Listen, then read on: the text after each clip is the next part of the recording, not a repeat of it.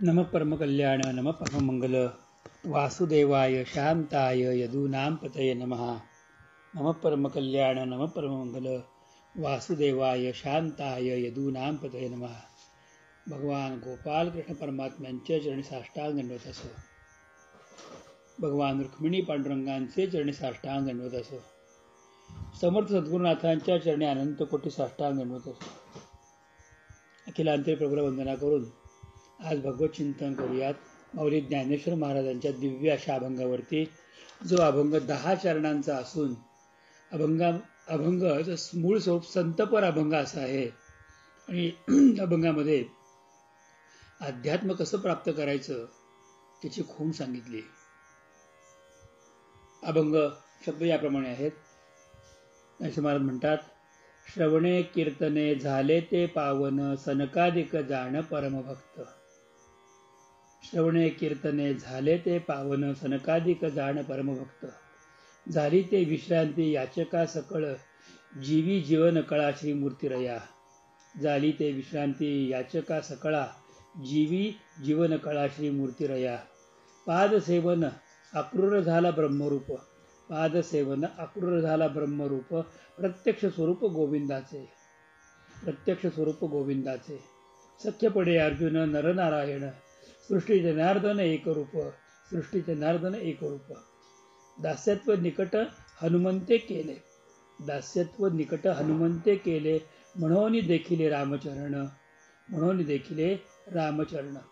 बळी आणि भीष्म प्रल्हाद नारद, बळी आणि भीष्म प्रल्हाद नारद।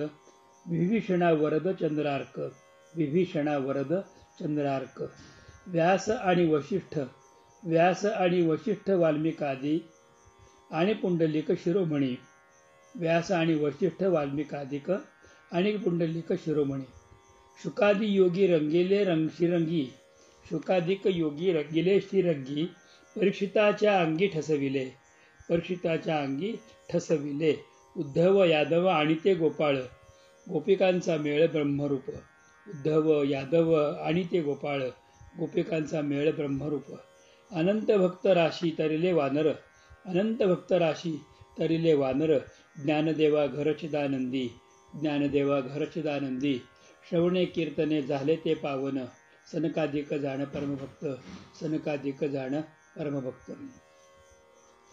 संतश्रेष्ठ माऊली विश्ववंदनीय सर्वांची आई माऊली ज्ञानेश्वर महाराज या अभंगामध्ये आम्हाला संत कृपा तर सांगतातच, पण संतांची नावं आवर्जून ते घेतात।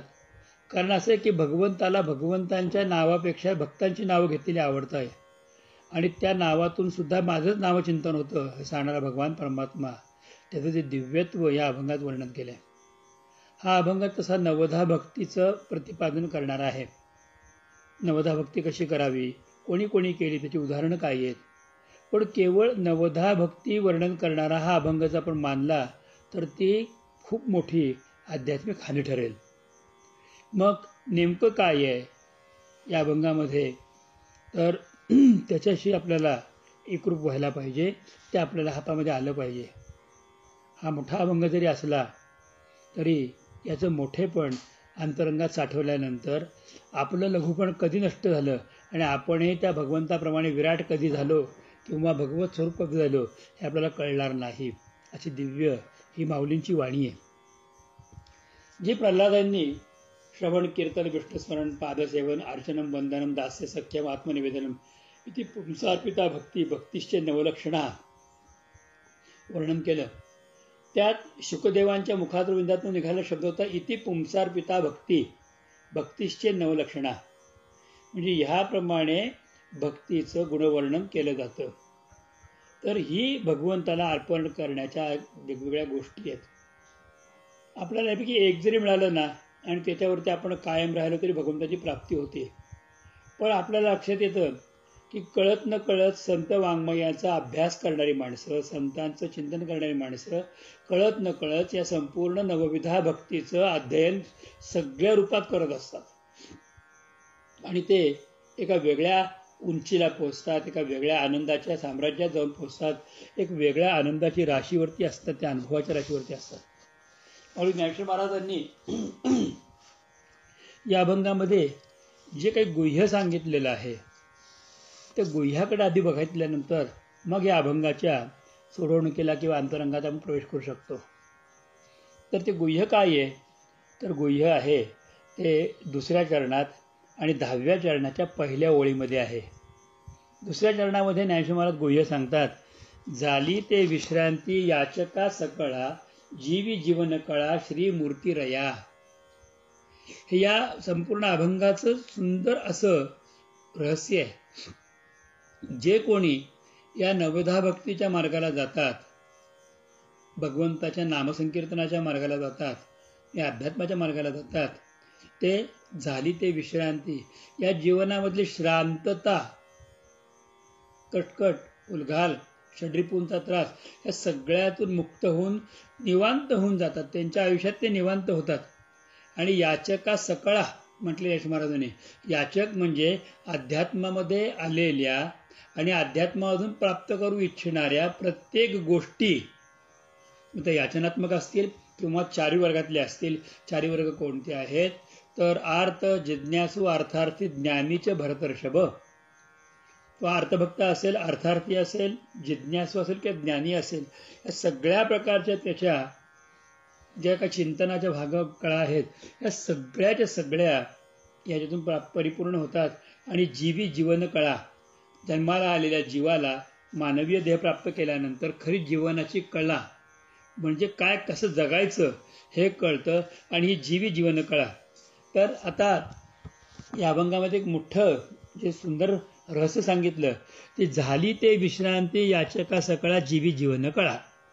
तर ही झाली ते विश्रांती आपण बघितलं की संसारामध्ये श्रमलेल्या, दमलेल्या, भागलेल्या, थकलेल्या, किंबहुना संसारामध्ये पिचलेल्या, गांजलेल्या सगळ्या भक्तांना, सगळ्या व्यक्तींना, सर्व साधकांना किंवा सामान्य लोकांना, ज्यांना भगवंत कळाला त्यांना, ज्यांना भगवंत कळाला नाही त्यांना सुद्धा, जे छोटे आहेत मोठे आहेत, ते सगळ्यांना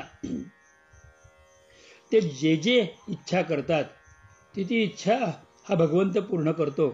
किंबहुना प्रत्येकाची जीवनकला ही हीच असली पाहिजे की ज्याच्या जीवनकलेच्या माध्यमातून त्या परमात्म्याची प्राप्ती आपण कसं करू शकतो. पण हे जे एवढं मी आता बोललो, हे सगळं बोललेलं एका अक्षर सांगायचं झालं, एका वाक्यात नव्हे, एका अक्षरात तर काय आहे, तर श्री मूर्ती रया. खरा भेद इथे श्री मूर्ती रया. झाली ते विश्रांती याचका सकळा, जीवी जीवन कळा श्री मूर्ती रया. श्री मूर्ती रया म्हणजे काय, तर श्री मूर्ती भगवंतांची व्यक्त मूर्ती कुठे आहे, तर फक्त पंढरीमध्ये आहे. ही विटेवरती उभी आहे तो विठ्ठल.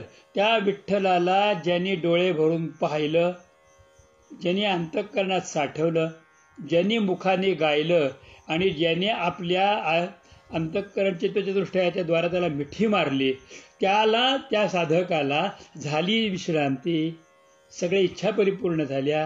ही त्याची जीवनकला आहे. आणि तो परिपूर्ण झाला, त्याचं अध्यात्म परिपूर्ण झालं, त्याचं आयुष्य परिपूर्ण झालं. फक्त एक गोष्ट कळली पाहिजे, श्रीमूर्ती रया. श्रीमूर्ती रया हा प्रत्यक्ष परमात्मा उभा आहे. विटेवरती उभा असलेला प्रत्यक्ष भगवंत उभा आहे. आणि सगळ्या सगळ्या सगळ्या सकल संतांनी आजपर्यंत जेवढे संत होऊन गेले, आत्ता जे संत आहेत आणि भविष्यामध्ये जे संत होतील, या सगळ्यांचं रहस्य काय असेल, तर विटेवर ज्याची पावले समान तोची एक जाण शूरदाता. हाच तो दाता आहे, तो परमात्मा आहे. त्या परमात्म्याला पाहायला शिका. हे सगळं जे ज्यांनी जे जे केलं, श्रवण भक्ती केली, कीर्तन भक्ती केली, विष्णुस्मरण भक्ती केली, सगळ्या प्रकारच्या भक्ती केल्या, अर्चना केली, वंदन केली, सख्य केली, आत्मनिवेदन केली, या सगळ्या भक्ती ज्याच्यासाठी केल्या तोच कळल्यानंतर काय उपयोग आहे. ज्याच्याशी लग्न करून सासरी गेलेली आहे त्या मुलीने त्याच्याशीच भांडण केलं आणि त्याच्याच मनातून ती उतरली, किंवा त्याच्या मनाच्या बरोबर ती कधी झालीच नाही, तर तिचा संसार झाला असं कसं म्हणता येईल. ज्याच्याबरोबर आपण आहोत, ज्याच्यामुळे आपण आहोत, किंवा ज्याच्यासाठी आपण आहोत, हे सगळं आपल्याला कधीतरी कळलं पाहिजे. हे कोण आहे, हे कोण आहे, हे कोण आहे. तुम्ही नावं वेगवेगळी दिली असतील, पण ज्याप्रमाणे गजेंद्राने सांगितलं की अनेक रूप धारण करणाऱ्या, अनेक वेगवेगळ्या प्रकारच्या लीला भूमिका करणारा एखादा श्रेष्ठ नट त्याचं मूळ स्वरूप कोणाला ओळखायला येत नाही, तसं या भगवंताचं मूळ रूप कोणाला ओळखायला आलं नाही. पण आमच्यासाठी ते मूळ रूप विटेवरती आहे ना, ती श्रीमूर्ती आहे, ती रया आहे, ते अंतःकरण आहे. रया अंतःकरण आहे. ज्याची भगवान विठ्ठल ही श्रीमूर्ती अंतःकरण झाली तो तरुण गेला, पण ज्याची भगवान श्री विठ्ठल अंतरंगातली अंतर्मूर्ती झाली नाही तो आयुष्यभर फक्त आणि फक्त आणि फक्त चाचपडत राहतो. हे करू का, ते करू का, ते करू का, ते करू का, अशा रीतीने तो चाचपडतो. तर हे चाचपडणं जे आहे हे त्याला महागात जातं. त्याला पुन्हा जन्ममृत्यूच्या फेऱ्यात यावं लागतं. काय माहिती की पुढच्या जन्मामध्ये आल्यानंतर काही वेगळा टास्क मिळेल, वेगळ्या काही आपल्यामध्ये आणि अजून काही गोष्टी निर्माण होतील आणि या जन्मातल्या संचिताचाही अजून काहीतरी त्याच्यामध्ये गोळाबेरीज होईल आणि काहीतरी वेगळंच घडेल. मग मग मग हे कळेल कधी? माऊली ज्ञानेश्वर महाराज खरी आई आहे आणि खरी आई असल्या कारणामुळे ते साधकांना सांगतात की अरे बाकी एवढं करण्यापेक्षा जीवी जीवन कळा श्रीमूर्ती. एवढं जरी कळलं ना तुला तरी कळलं की तुझी जीवी म्हणजे जिवंत राहण्याची जीवन कळा ही श्रीमूर्ती आहे आणि श्री विठ्ठल आहे. ते जरी तुला कळलं तर त्याचं तू नाव घेतलंस, त्याचं तू स्मरण केलंस, त्याचं तू चिंतन केलंस, त्याच्या मागोमाग तू गेलास, किंबहुना त्याच्या अवस्थेमध्ये तू जाऊन पोचलास तर बाकी सर्व गोष्टी ज्या आहेत त्या परिपूर्ण होणार आहेत. जीवनाचं खरं सार सर्वस्व ते आहे. आपल्याला ही गोष्ट कळाली पाहिजे की जीवी जीवन कळा काय आहे तर श्रीमूर्ती रया तो विठ्ठल आहे. मग तुमचं दैवत कोणतं का असे ना, तुमचं दैवत राम असो, तुमचं दैवत कृष्ण असो, तुमचं दैवत गोविंद असो, देवी असो, देवता असो, ह्या सगळ्याचं आज व्यक्तरूप काय आहे? अदृश्य व्यक्तरूपस्य. जे अदृश्य आहे ते व्यक्तरूपात आज काय आहे तर तो म्हणजे श्रीमूर्ती रया. जीवी जीवन कळा श्रीमूर्ती रया. हे जोपर्यंत कळत नाही ना आपल्याला तोपर्यंत आपण खूप चाचपडतो. खूप चाचपडतो. हे करून बघू, ते करून बघू, ते करून बघू. कोणी सांगतं की हा उपाय करा, तिकडे जातो. कोणी सांगतं ते करा, तिकडे जातो. कोणी सांगतं की रात्री उठून आंघोळ करायची आणि व्यंकटेशाची 21 वेळा पोथी वाचायची, आम्ही ते करतो. कोणी सांगतं की 11वा अध्याय गीतेतला 11 वेळेला रोज म्हणायचा. आता कार्तिक शुद्ध प्रतिपदेपासूनचा तो विधी होता. कार्तिक शुद्ध प्रतिपदा ते कार्तिक शुद्ध एकादशीपर्यंत गीतेतला 11वा अध्याय 11 वेळा रोज रात्री म्हणायचा. मध्यरात्री उठून 11:30ला स्नान करायचं आणि काय म्हणायला सुरुवात करायची. 11 वेळा होईपर्यंत तो 11वा अध्याय म्हणायचा आणि त्याच्यानंतर फक्त त्यातलं एकच किरीटिरम गदिनम चक्रहस्तम इच्छामित्वाम द्रष्टमं तथैव तैनैव रूपं सहस्रभाव विश्वमूर्ते याची एक माळ जप करायची. असं केलं तर त्याला निश्चित स्वप्नामध्ये किंवा प्रत्यक्षामध्ये कृष्ण दर्शन होतं. त्याच्या मागे आम्ही जातो, हे करतो, ते करतो. आम्हाला अनेक उपाय सांगितले, त्या अनेक उपायाच्या मागे आम्ही जातो. पण जीवी जीवन कळा म्हणजे काय ते कधी कळलं का? की खरंच आपल्या जीवनाची जीवन कळा काय आहे, आपल्याला जगण्याचा नेमका हेतू काय, मार्ग काय आहे. पुष्कळ फक्त कोणीच सांगतात की तू कोणी ओळखा, मी कोणी ओळखा, माझा नेमका जन्म का झाला प्रयोजन ओळखा, वगैरे वगैरे वगैरे. पण या सगळ्या गोष्टी ज्या आहेत की ज्या अंधारामध्ये बाण मारायच्या आहेत, त्या अंधारामध्ये बाण म्हणून चाचपडण्यापेक्षा संतांच्या वचनावरती विश्वास ठेवून जे ज्ञात आहे त्याचं ज्ञान का करून घेऊ नये. तर ज्ञात काय आहे? संतांनी सांगितलेला मार्ग आणि त्याचं ज्ञान काय आहे ते श्रीमूर्ती रया. भगवान श्री पांडुरंग जो विटेवरती उभा आहे तोच तो परब्रह्म निष्काम, तो परमात्मा आहे. त्याला ओळखा, तुमचं सर्व कार्य परिपूर्ण होईल. आणि ज्ञानेश्वर महाराजांनी अभंगाच्या शेवटी हे सांगितलं की त्या पांडुरंगाला मी ओळखलं आणि त्या पांडुरंगालाच मी माझ्या हृदयामध्ये घर दिलं आणि त्यामुळे मी चिदानंदी म्हणजे कायम सच्चिदानंदामध्ये मी निवास करतो. पण हे आपल्याला जीवी जीवन कळा श्रीमूर्तीला कळायला पाहिजे की झाली ते विश्रांती याचे का सकळा. सगळ्या प्रकारची विश्रांती मिळते, जे जे पाहिजे ते सगळं प्राप्त होतं. जीवी जीवन कळा, जगण्याचा नेमका मार्ग कळतो. तो मार्ग श्रीमूर्ती रया हा आहे. भगवान पांडुरंग हा आहे हा देव प्रत्यक्ष पाहायला मिळतो. संतांनी पाहिलाय, सगळ्यांनी पाहिलाय, सनकाधिकांनीही पाहिलेलं आहे. सर्व पुराणात त्याचं वर्णन आहे. आणि आपण इतके भाग्यशाली आहोत महाराष्ट्रामधली मंडळी की आपल्यापासून अत्यंत जवळ आहे. भारताचा हृदय म्हणजे महाराष्ट्रातलं पंढरपूर आहे, जिथे भगवान परमात्मा प्रत्यक्ष निवास करतो. त्याचंच वर्णन आम्हाला केलेलं आहे. आता अजून एक दुसरा मुद्दा असा आहे की जीवी जीवनकळा कशी प्राप्त करावी, भगवंताला ओळखावं कसं. तर भगवंताला ओळखण्यासाठी जे मार्ग सांगितले, भगवंताचं नाम घ्यावं.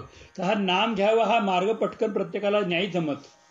तोंडामध्ये नाम दिलं तरी पटकन तोंडात नाम येत नाही. मग तोंडामध्ये अखंड नाम येण्यासाठी म्हणून पण काही कृती करावी लागते. मग ती कृती कोणती आहे? कुठल्याही कागदावरती लिहायला सुरुवात केली ना तर तो असभ्यपणा ठरतो. मग एखादं कागद हाताला आल्यानंतर काय करावं? त्या कागदाला आधी आपण समास आखावा, घडी घालावी किंवा नजरेने समास तयार करावा. आणि ज्या कागदाच्या समासाला सोडून लिखाण केलं जातं त्या लिखाणाला अत्यंत महत्व आहे. मग समास करणे म्हणजे काय आहे की आपल्याला स्वतःला बदल करण्यासाठी किंवा अधिक संयुक्त होण्यासाठी ठेवलेली जागा. काळाच्या ओघामध्ये आपल्याला समासामध्ये एखादी गोष्ट आपल्याला लिहिता येते, या ठिकाणी ती नोंदवायची आहे, पण नसेल तर करणार काय? गिचमिड करून ठेवणार आहात, आयुष्य गिचमिड करणार आहात. मग एक समास पाहिजे.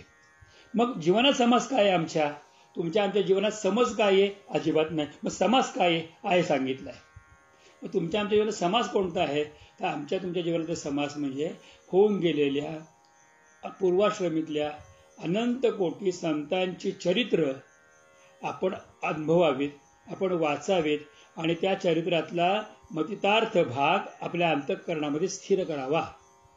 ज्यांनी ज्यांनी चरित्र ऐकली, वाचली आणि अंतःकरणामध्ये स्थिर केली म्हणजे आपल्या आयुष्याला एक समास निर्माण करून ठेवला. पुढे यायला सुरुवात केली, आधी जागा ठेवली.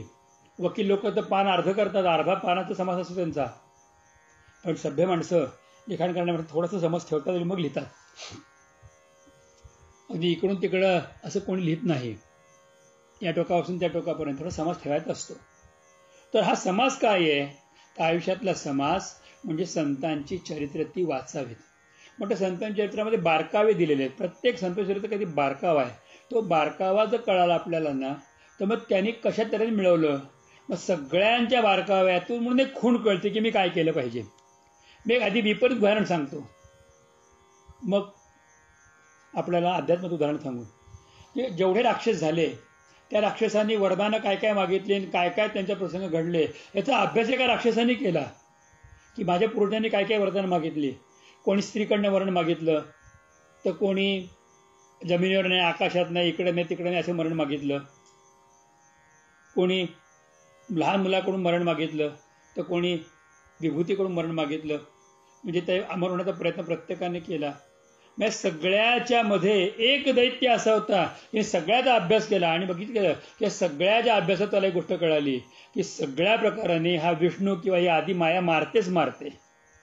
मग या आदिमाया किंवा विष्णूचा श्वास काय आहे? तर आदिमाया किंवा विष्णूचा श्वास वेद आहेत. मग ते वेद जर आपले स्वाधीन झाले तर दुर्गम नावाचा दैत्य होता. त्यांनी वेद स्वाधीन केले, सगळ्यांना परास्त केलं. पण अभ्यासाने त्यांनी ठरवलं की काय मागायचं. शेवटी भगवतींनी शाकंभरी रूप धारण करून त्याचाही उद्धार केलेला आहे. हा भाग वेगळा. पण आम्ही संतांच्या चरित्रातून हे शिकायचं आहे की प्रत्येक संतांना किती कष्ट पडले आणि त्या कष्टातून ते नेमके कसे पुढे गेले आणि त्यांनी काय काय प्राप्त केलं.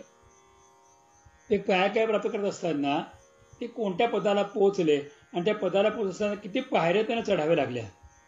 आता अभंगाच्या अंतरंगामध्ये जाऊ. याच्यामध्ये अख्ख्या अभंगामध्ये उदाहरण एकही नाही. हे अभंगाचं वैशिष्ट्य आहे. याच्यामध्ये उदाहरणच नाहीये, याच्यामध्ये चरित्र आहेत आणि त्यामुळे चरित्रांना आपल्याला दुर्लक्षण चालणार नाही. तर त्यांनी सांगितलं की श्रवण कीर्तन हे जर आपण चरित्र बघितलं, श्रवण कीर्तन ते झाले ते पावन, श्रवणाने कीर्तनाने पावन झालेले असे कोण आहेत? तर सनकादिक जाण परमभक्त. सनकादी म्हटलेले आहे. सनकादिकांनी श्रवण केलं. सनकादिकांनी कोणाकडून श्रवण केलं होतं? सनकादिकांनी हे भागवत श्रवण कोणाकडून केलं होतं? वैशिष्ट्यपूर्ण आहे आपल्याला.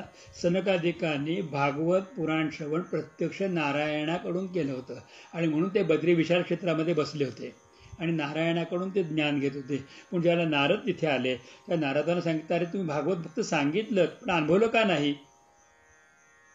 तर तुम्ही श्रवण केलेलं आहे, परत श्रवण करा आणि त्याचं कीर्तन करा, ही प्रेरणा नारदांना दिली. आणि म्हणून सनकादी चारी मुलं आहेत ती, सनंदन सनातन आणि सनंदन हे ते सनकादी जे मुनी, चारी मुनी आहेत, हे चारीही मुनी हे केवळ श्रवणाने आणि कीर्तनाने परमभक्त ठरले. त्यांनी आधी खूप ऐकलं नारायणाच्याकडनं आणि नंतर एकदा सांगण्याचा प्रयत्न केला, तो सांगितलं, ते नारदानं सांगितलं. पण भाग्यच थोर होतं की ती सांगत असताना अचानकपणे त्या ठिकाणी वेदव्यासजी महाराजांचे पुत्र शुकदेवजी महाराज प्रकट झाले आणि शुकदेवजी आल्यानंतर सनकादिकांनी ताबडतोब आसन सोडलं, बाजूला झाले आणि शुकदेवांनाच म्हटले की कीर्तन राहिलं बाजूला, आता आम्ही ऐकू, तुम्ही सांगा आम्हाला काहीतरी, तुम्हीच सांगा. आणि त्या सनकादिकांच्या समोर शुकदेव बसले आणि त्यांनी काय वाक्य बोललं असेल तर त्यांनी एकच सांगितलं, निगमकल्पतरो गलितम फलम शुकमुखाद अमृत द्रव संयुतम पिबत भागवतम रसमालयम मुहुरो रसिका भुविभावका. हा एकच श्लोक असा आहे भागवताच्या अंतरंगातला की जो सनकादिकांनी श्रवण केला प्रत्यक्ष शुकदेवांच्याकडून. शुकदेव सांगतात की ज्याला कोणाला अध्यात्मामध्ये भागवत पादाक्षरे पाहिजे असेल त्यांनी फक्त भगवंताच्या कथा, संतांच्या कथा, महात्म्यांच्या कथा ऐकल्या पाहिजेत आणि त्या कथांचं वारंवार चिंतन केलं पाहिजे. म्हणून सनकादिक मुनी परमभक्त गणले गेले भगवंताचे. पुढे म्हटलात की पादसेवन आकुर झाला ब्रह्मरूप. ज्याला आकुराला कंसाने पाठवलं होतं तर गोकुळामध्ये त्यांनी प्रवेश केला, व्रजभूमी प्रवेश केला, यमुना नदी ओलांडली आणि भगवान श्रीकृष्णांचे चरणचिन्हांचं अनेकविध दर्शन त्यांनी विलोभनीय बघितलं. जागोजागी पदचिन्ह, कुठं डक्क बिकुड डावी पदचिन्ह, कधी उजवं पदचिन्ह. वैशिष्ट्य असं होतं की डाव्याच्या बाजूला उजवं दिसेल किंवा उजव्या बाजूला डावं दिसेल असं दिसलंच नाही त्याला. तर पदचिन्ह एक इकडे दिसतंय ते एक तिकडे दिसतंय. त्यात त्यांनी मूर्तीची कल्पना केली, ही मूर्ती कशी असेल. सर्वसाधारणपणे माणसाचे पाय एक विशिष्ट अंतर ठेवून मागे पुढे पडतात, पण जिथे सरळ एका बाजू उजवी पदचिन्ह आहेत, एका बाजूला डावी पदचिन्ह आहेत, उजवा डाव पदचिन्ह आहे, ते वाळूमध्ये सुद्धा स्थिर आहे. त्याच वेळा त्याला कळालं की अंतःकरणातल्या वेगवेगळ्या जागी असलेले जे अवयव आहेत, एकाचं नाव डोळे आहेत, एकाचं नाव कान आहे, एकाचं नाव नाक आहे, एकाचं नाव मुख आहे, एकाचं नाव ओठ आहे, एकाचं नाव हात आहेत, एकाचं नाव गुदद्वार आहे, एकाचं नाव लिंग आहे, एकाचं नाव पाय आहेत. ही पावलं वेगवेगळ्या ठिकाणी पडलेली आहेत, पण सगळी पावलं ज्या पावलांकडे न्यायला पाहिजे ते एकच श्रीहरीची पावलं आहे. आणि म्हणून ते प्रत्येक पावलाला नमस्कार करायला सुरुवात केली. नमस्कार केला, पूजन केलं आणि पूजन करता करता तो कृष्णाकडे पोहोचायच्या आधीच फक्त पूजनाने ब्रह्मरूप झाला. भगवंताच्या पादपूजनाने फक्त ब्रह्मरूप झाला. अहो तरी त्यांनी ब्रह्मरूप होऊन त्याला काहीतरी कळालं की आपलं काहीतरी मिळालंय. पण काय मिळालं ते कळत नव्हतं. हो आकुराला मला काहीतरी मिळालं, नमस्कार केल्यामुळे भगवंताच्या पावलांना वंदन करण्याला काहीतरी मिळालं, पण काय मिळालं त्याचं क्लॅरिफिकेशन किंवा स्पष्टीकरण अजून अंतःकरणाला होत नव्हतं. व्याकुळ होता. कृष्णाला खरं सांगितलं, सगळं सांगितलं, घेऊन निघाले, भगवंताला घेऊन मथुरेकडे निघाले, पण अजूनही व्याकुळता की मला काय मिळालं, मला काय. आणि तळमळीत होती की हे स्थान सोडल्यानंतर मग मला कोण सांगेल. ब्रह्मरूप का म्हटलं, हे ब्रह्मरूप मी म्हणत नाही, माऊली ज्ञानेश्वर महाराज म्हणताय. त्याचं कारण असं आहे की ज्या वेळेला ह्या स्थानातून बाहेर पडत होते भगवंताने थांबवलं आणि सांगितलं की हा डोह ब्रह्मडोह, इथे स्नान कर. आणि अक्रूराने 3 वेळा पाण्यामध्ये बुडी मारली आणि त्या विश्वात्म परमात्म्याचं अथांग दर्शन घेता घेता 3ऱ्या बुडीला अक्रूरालाही कळालं की अक्रूराचं शरीरही कृष्ण आहे आणि कृष्णामध्ये अक्रूर आहे. ते ब्रह्मरूप अवस्था आहे. तर पादसेवन अक्रूर झाला ब्रह्मरूप, प्रत्यक्ष स्वरूप गोविंदाचे. हा कृष्ण कोण आहे? त्या कृष्णाच्या प्रत्यक्ष स्वरूपाचा अनुभव त्यांनी घेतला. कृष्णाच्या प्रत्यक्ष स्वरूपाचा अनुभव गोकुळामध्ये गोपाळांनी घेतला होता, गोपिकांनी घेतला होता आणि त्याच्यानंतर घेतला होता तो फक्त आणि फक्त ह्या अक्रूराने. ब्रह्मदेवाला झलक दिसली, शंकरांनी परिपूर्ण त्यात एकरूपता घेतली.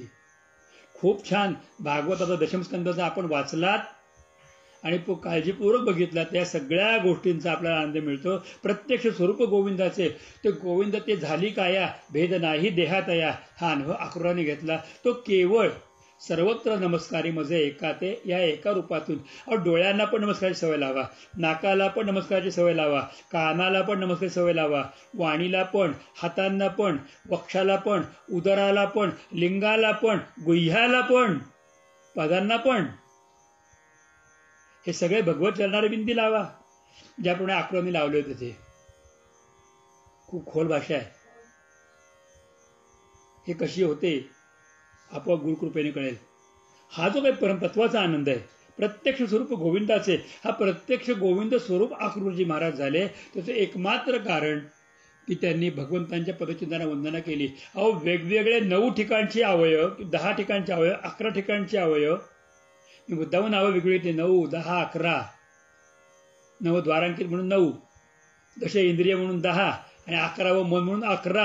हे 9, 10, 11 जे वेगवेगळ्या ठिकाणी जी दिशा होत्या त्या सगळ्या दिशांना एक केलं ती गोविंद दिशा. म्हणजे काय झालं, जीवी जीवन कळा श्रीमूर्ती रया ती प्राप्त करून घेतली ह्या अक्रूराने. पुढे सांगितलं सख्यपणे अर्जुन नरनारायण, ह्या भगवंताचं सख्यत्व अर्जुनाने केलं. किती सख्यत्व केलं, सखेती मत्वा प्रसमयुक्तम हे कृष्ण यादव हे सखेती हे म्हणण्याचं सुद्धा भाग्य फक्त अर्जुनाला लाभलेलं आहे. आणि विहारशय्या आसन भोजनेषु एकोथ वाप्य चतुर्थ समक्षम, विहार खेळताना, आसन बसताना, शय्या झोपताना, भोजनेषु एकाच ताटामध्ये जेवले. इतकं सख्य. विहारशय्या आसन भोजनेषु आणि एकोथ वाक्यम भगवंताला आरेतोरे करून हाक मारणारा फक्त एकमेव होता तो अर्जुन. हे सगळं त्यांनी केलं. पण किती केलं की कृष्णाशिवाय दुसरं चिंतन नाही. डोळे उघडले की कृष्ण, डोळे बंद केले की कृष्ण, रोमामध्ये कृष्ण, रोमावर झोपल्यानंतर पण कृष्ण. त्याला भीष्मांची प्रतिज्ञा ऐकली की उद्या मी अर्जुनाला मारीन नाही तर मी स्वतः मरेन, तर त्याला भीष्म प्रतिज्ञा आहे ती मोडली जाणार नाही माहिती असताना सुद्धा निवांत झोपला अर्जुन. कारण त्यांनी सांगितलं की मी मरायचंय का नाही हे भीष्मांच्या हातात नाहीये, माझं काय होईल हे कृष्णाच्या हातामध्ये. जर कृष्णाने सांगितलं की उद्या मरायचं आहे तर मी मरणार आहे, आणि कृष्ण सांगते की तुला अजून काम करायचं मी अजून करणार आहे. इतका विश्वास आहे का आपला आपल्या गुरुवर, आपल्या इष्टदेवतावरती? इतकी जवळीक आपली आहे का की देव सांगतायत त्याप्रमाणेच घडणार आहे, मी वेगळं विचारणार सुद्धा नाही. हे त्यांनी केलं. आणि त्यामुळे झालं काय, सख्यपणे अर्जुन हा नर होता तो नराचा नारायण झाला. आणि सृष्टी जनार्दन एक रूप, जो जगताचा सृष्टीचा करता जनार्दन भगवान परमात्मा आहे की ज्याच्यामुळे सृष्टी निर्माण झाली, ज्याच्यामध्ये सृष्टी स्थित आहे आणि ज्याच्यामध्ये सृष्टीचा लय होतो, त्या जनार्दनाशी अर्जुन केवळ सख्य भक्तीतून एकरूप झाला. त्या भगवंताशी एवढा ऐक्य पावला की त्याला वेगळेपण हे राहिलंच नाही. किंबहुना जर कृष्ण समजून घ्यायचा असेल तर आपल्याला अर्जुन चरित्र समजून घ्यावं लागतं. एवढं हे झाले. ही श्रीमूर्ती रया आहे. पुढे म्हटलं दास्यत्व निकट हनुमंते केले.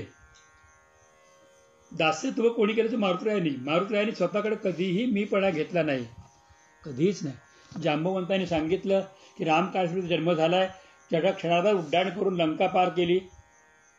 लंकेमध्ये सगळ्यांना नेल्यानंतर लढाईला सुरुवात झाल्यानंतर लक्ष्मणाला ज्याला शक्ती लागली त्यावेळेला सांगितलं की रात्रीतून घेऊन यायचं आहे द्रोणागिरी पर्वताच्या वनस्पतीला, ज्याला लंकातला तो फक्त समुद्र ओलांडण्याला वेळ लागला होता. त्याच रामरायाचं त्या हनुमंताने रामाचं स्मरण केलं आणि तो ओलांडला. मध्ये आल्या राक्षसाचाही निपात केला, तिकडे गेला, द्रोणागिरी पर्वत उचलला. काहीतरी मनामध्ये संदेह आला, भीम त्यावेळेला याच्याकडे भरताकडनं खाली पडला, पुन्हा जागा झाला, पुन्हा उठला आणि परत आला. हे सगळं केलं. पण तोपर्यंत सूर्याला पहाटेचं पण दर्शन झालेलं नव्हतं. म्हणजे काळावरती विजय फक्त दास्यत्वाने मिळाला. तुम्ही भगवंताचे दास व्हा, तुम्ही भगवंताचे दास व्हा, तुम्ही काळावरती विजय मिळवाल. आणि त्याला ते काळावरती विजय मिळवण्याचं काम, ते निकट होण्याचं काम या हनुमंतरायांनी केलं. आणि त्याचा परिणाम काय झाला, म्हणून देखील रामचरण, भगवान रामरायाचे चरण त्याला बघायला मिळाले. कोणाला? श्री मारुतीरायांना बघायला मिळाले. हे इथे का रे उभा श्रीरामा, म्हणून ज्याला रामदास स्वामींनी विचारलं, ते कोणाला विचारलं? विठ्ठलाला बघून विचारलं. काय केली शरयू गंगा, इथेच आहे चंद्रभागा, काय केले वानरगण, हे सगळं विचारणा केली. तो कोण? ही श्रीमूर्ती रया, तोच विटेवरती उभा आहे. सांप्रत काळी राम रूपामध्ये तोच उभा आहे. आणि त्याचे बघितलं, ते रामचरण बघितले. आपल्याला अजून एक रहस्यात्मक गोष्ट ह्या 5व्या चरणावरती सांगतो की भगवान श्रीरामांना एकूण मुलं किती झाली. आपल्याला माहिती आहे की त्यांना कुश नावाचा एकच मुलगा झाला.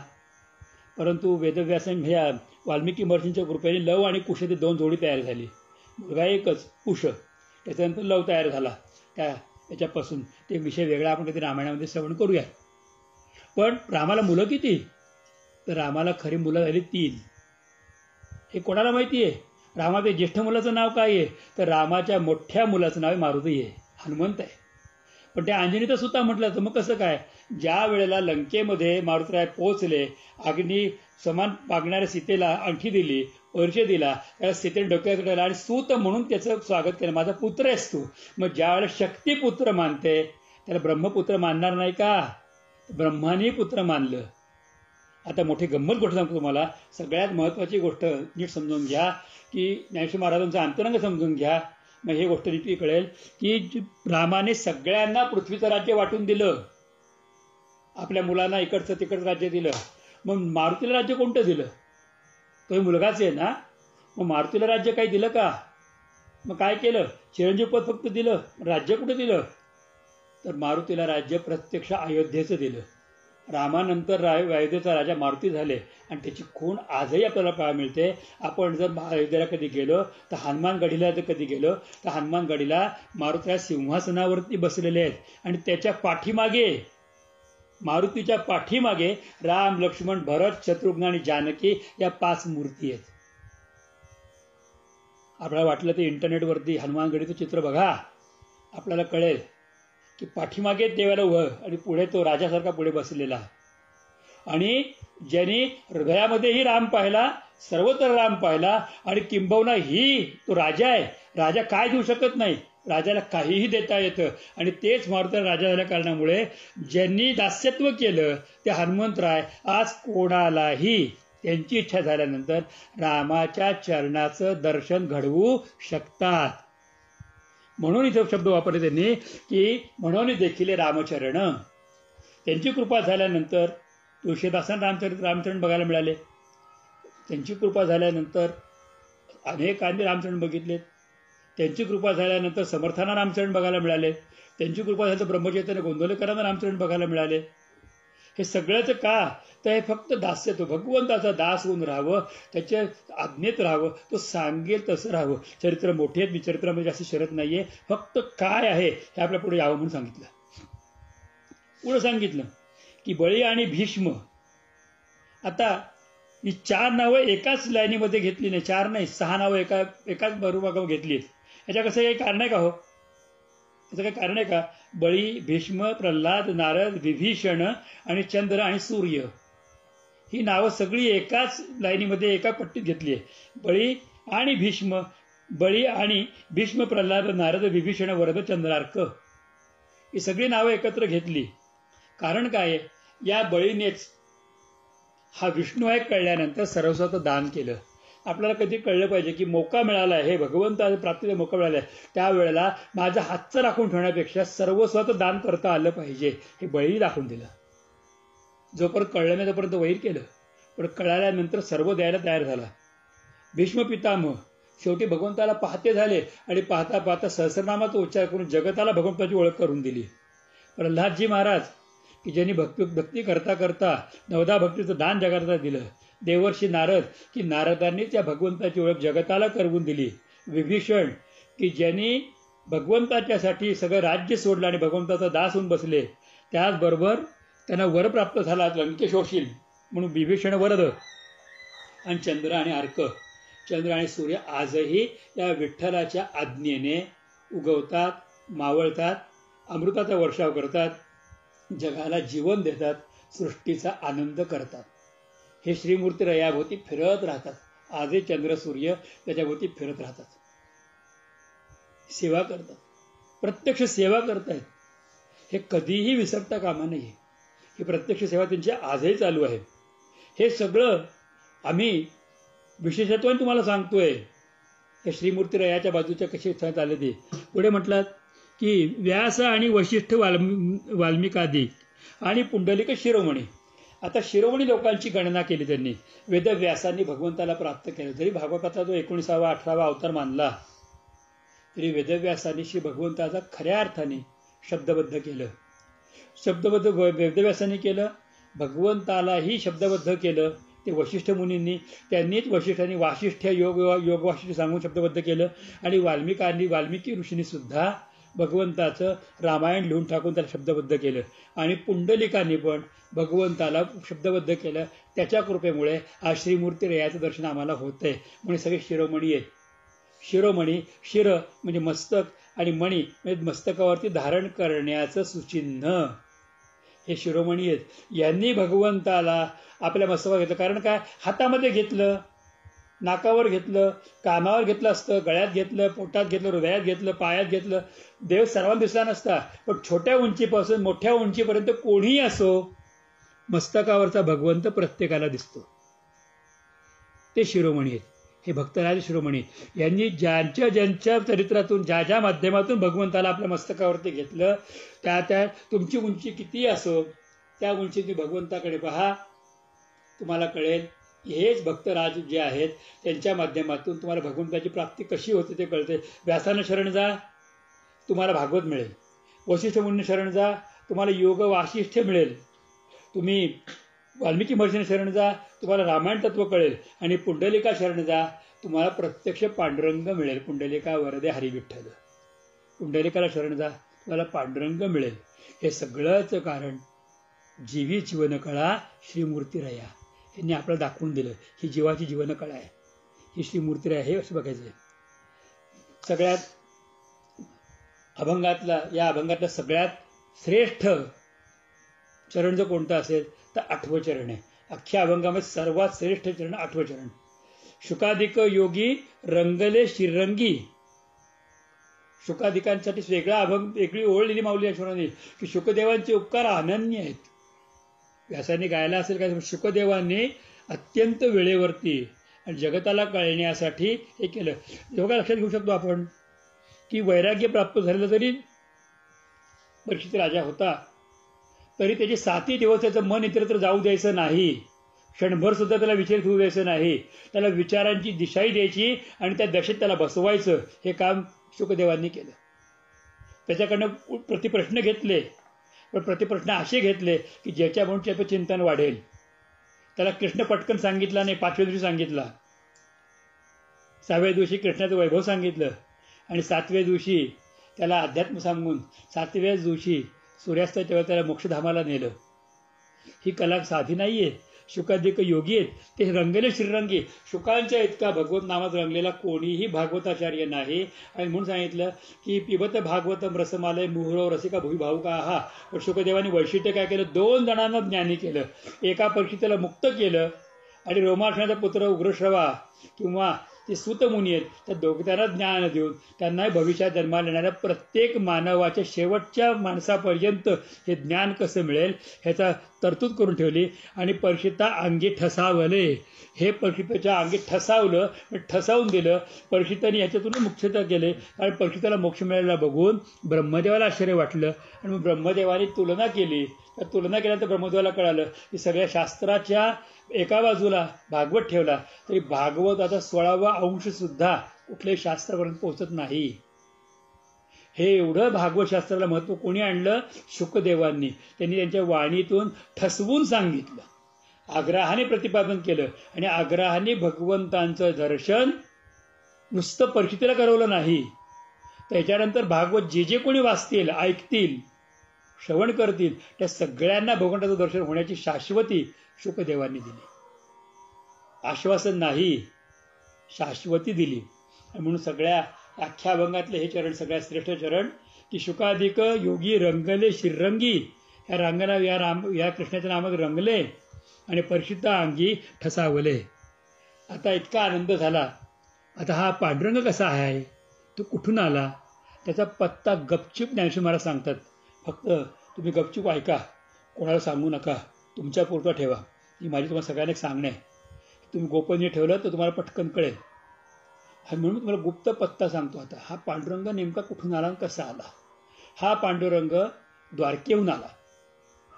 पण तो द्वारकेहून कसा आला तर उद्धव, यादव आणि ते गोपाळ गोपिकांचा मेळ ब्रह्मरूप. त्या भगवंताने वेडं केलेले लोक होते. तिकडे उद्धव होते, अखिल यादव कुळ होते, सगळे गोपाळ होते, सगळ्या यशोदा सकट सगळ्या गोपिका होत्या आणि यांचा मेळ केला म्हणजे सगळ्यांना एकत्र केलं. ह्या सगळ्यांना एका गोवर्धनाच्या खाली एकत्र आणलं. सातीचा परमार्थ यांनी करवला. तो त्यात उभा होता. त्यावेळेला एक हात कमरेवरती होता, एक हाताने मुरली म्हणजे परत उचलला होता. त्यांनी त्याला मेळ केला आणि नुसता मेळ केला नाही, त्याला सगळ्यांना ब्रह्मरूप करून टाकलं. आणि तिथून जो निघाला तो पुंडलिकासाठी येऊन उभा राहिला विटेवरती आणि इथे दोन्ही हात कमरेवरती ठेवले आणि सांगितलं, तुमचा अध्यात्मातला आणि संचिताचा डोंगर मी कधीच उचललेला आहे. आता फक्त तुम्ही एकच करा, काठ्या लावू नका, हात जोडा आणि संत सांगतात ते ऐका. ते जरी ऐकलं तुम्ही तरीही तुम्हाला माझी प्राप्ती होईल. बाकी काही करायची गरज नाही. ती युक्ती ज्ञानेश्वर महाराजांनी 9व्या चरणात सांगितली. उद्धव, यादव आणि ते गोपाळ गोपिकांचा मेळ ब्रह्मरूप. हा मेळा केला त्यांनी. हा मेळा केला कोणाकोणाचा. उद्धवाला ज्ञान दिलं लोकांना सांगण्यासाठी, यादवांना एकत्र केलं आणि ते गोपाळांना एकत्र केलं, त्याचबरोबर गोपिकांना एकत्र केलं. या सगळ्यांचा मेळा केला आणि सगळ्यांना ब्रह्मरूप केलं. सगळ्यांना ब्रह्मरूप केलं, सगळ्यांना श्रीहरिरूप करून टाकलं. ज्यांनी भगवंत पांडुरंगाकडे डोळे उघडून बघितलं, ज्यांनी भगवान पांडुरंगाकडे नुसते डोळे उघडून बघितलं, त्याला पांडुरंगाने त्याची सर्व इच्छा परिपूर्ण करून त्याला जीवनकळा प्राप्त करून दिली. ती श्रीमूर्ती रया आहे. ज्ञानेश्वर महाराज अभंगाच्या 10व्या आणि अंतिम चरणामध्ये सगळ्यात मोठं रहस्य सांगून जातात. अनंत भक्त राशी. मी काय सांगू तुम्हाला, मी 1-2च नावं घेतली आहेत, पण असे अनंत भक्तांच्या राशी आहेत. अनंत भक्तांच्या राशी आहेत की ज्यांनी या भगवंताला ओळखलं आणि त्यांचे गुणवर्णन केलं, आपल्या अंतःकरणावर ठसवून घेतलं. नुसते भक्त राशी आहेत का, त्याहीपेक्षा पुढं तरले वानर, सगळे वानर जाती सुद्धा की ज्यांना फक्त 2च गोष्टी माहिती आहे, खायचं, झाडावरच झोपायचं.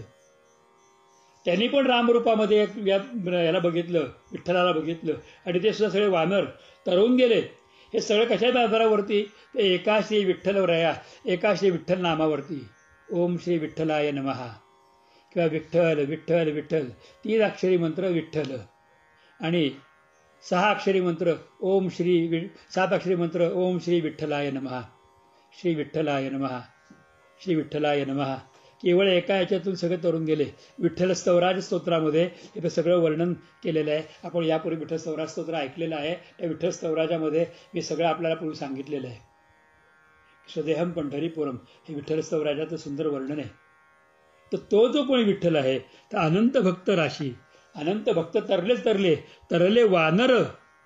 वानर पण तरुण गेले की ज्या वानराने फक्त रामाकडे पाहिलं ते तरुण गेले. अरे मग तुम्ही वानरापेक्षा श्रेष्ठ आहात, कनिष्ठ आहात, भक्त आहात, तुम्ही एकाकडेच पहा ना. 10 दैवत का बघता, दगड्या धोंड्या, मर्याई झोखाई चाखाई मखाई किंबहुना हे ते देवऋषी सगळं का करता, फक्त त्या विठ्ठलाकडे पहा, श्रीमूर्ती रयाकडे पहा, तरुण जा. आणि ज्ञानदेवा घर चिदानंदी. ज्ञानेश्वर महाराज म्हणतात, मी फक्त एका त्या विठ्ठलाला पाहिल्या कारणामुळे आणि त्या एका विठ्ठलाला मी अनुभवतो, त्या एका विठ्ठलाला हृदयात धारण केल्या कारणामुळे मी चिदानंदामध्ये माझं घर केलं. तेणे वैकुंठ भुवनी घर केले. घर चिदानंदी म्हणजे तेणे वैकुंठ भुवनी घर केले. निश्चित स्वरूपामध्ये त्या भगवंताला, त्या परमानंद स्वरूप ज्ञानदेव महाराजांचं घर म्हणजे पांडुरंगाचे चरण हे आहे. दुसरं काही नाही, फक्त एकच की तेच परमात्म्याचे चरण, ते विठ्ठलाचे चरण हेच ज्ञानेश्वर महाराज माझं घर म्हणतात. माझं घर असं आहे की माझ्या घरामध्ये मी राहतो आणि माझ्या घरामध्ये तोही राहतो. त्याच्या घरामध्ये मी राहतो आणि त्याच्या घरामध्ये मी पण राहतो. हे चरण जे आहेत ते हृदयात धारण केले. मी हात लावला की इथे चरण दिसतात, हात पुढे केला की तिथे चरण दिसतात. आणि त्यावेळेला माझा कसं आहे, शब्दविण संवादू, गुजेविण अनुवादू. हे पाया पडो गेले तेव्हा पाऊलची न दिसे, उभाची स्वयंभू असे. माझ्यामध्येच दिसतोय समोर की पाठीमोरा हेची नकळे, टकची पडले कैसे. अशी माझी अवस्था प्राप्त झाली. आणि सगळ्यासाठी मी तुम्हाला पुन्हा एकदा सांगतो की अनेक संतांचे चरित्र वाचा. त्या अनेक संतांच्या चरित्राचं दिव्यत्वाने त्यांनी भगवंताला कसं प्राप्त केलं ह्याची खूण तुम्हाला कळेल. पण त्या खुणेपेक्षाही मोठी खूण मी तुम्हाला सांगतो, सोपी खूण, की जीवाला विश्रांती आणि सगळ्या इच्छा परिपूर्ण ज्याला करायच्या असतील आणि शिंबवना जन्माला का आलो तर जिवंताला प्राप्त करायचे असेल तर एकच करा, श्रीमूर्ती रया म्हणजे श्री पांडुरंगाला विसरू नका. त्याचं अखंड स्मरण ठेवा. डोळे मिटा पांडुरंग म्हणा, डोळे उघडा पांडुरंग म्हणा. जो दिसेल त्याच्यामध्ये जाग्रत स्वप्नसृष्टी नाठवे, पाहता रूप आनंदमणी साठवे, हा भाव निर्माण करा.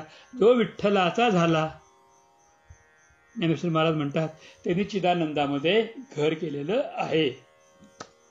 झालेली सेवा विठ्ठल स्वरूप ज्ञानेश्वर महाराजांच्या आणि सद्गुरूंच्या चरणी अर्पण करून वाणीला विश्राम देतो. पुंडलिकावरती हरी विठ्ठल श्री ज्ञानदेव तुकाराम श्री पंढरीनाथ भगवान की जय. श्री दत्तात्रय जनार्दन श्री एकनाथ महाराज की जय. श्री गुरु गोविंद महाराज की जय. श्री सद्गुरु केशवदत्त महाराज की जय. सद्गुरुनाथ भगवान की जय. माऊली ज्ञानेश्वर महाराज की जय. सर्व संतन की जय. जय गोपाल कृष्ण भगवान की जय.